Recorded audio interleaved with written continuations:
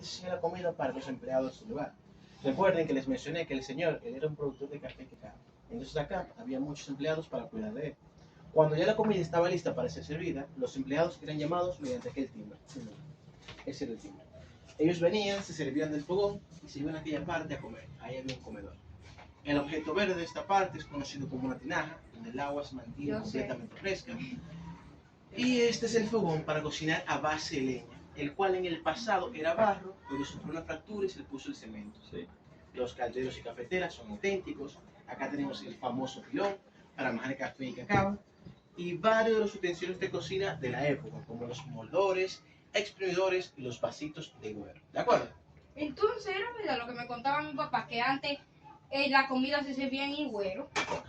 Mi papá decía de que antes él utilizaba de que una cuchara de higüero y un plato. Exacto. Y si no conocen el higüero, para comer eso. mírenlo allá. Eso es igual, mira esa masa.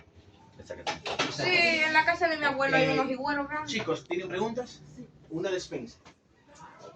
Bien, ahora jóvenes, abramos un espacio para yo guiarnos a la siguiente parte. Ya podemos ir donde estamos. ¿Dónde? Ya. Vamos por acá. Siéntese en la comida para los empleados del lugar.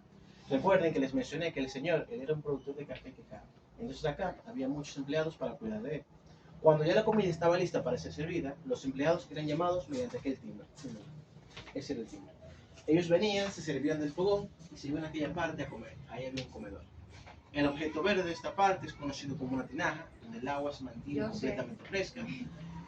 Y este es el fogón para cocinar a base de leña, el cual en el pasado era barro, pero sufrió una fractura y se le puso el cemento. Sí.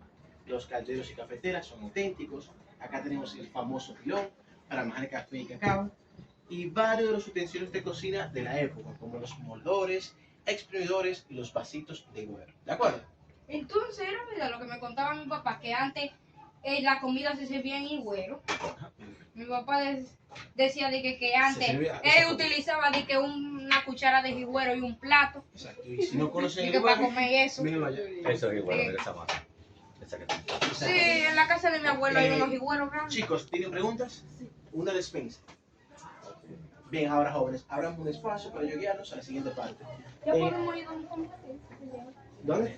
Ya. Vamos por acá.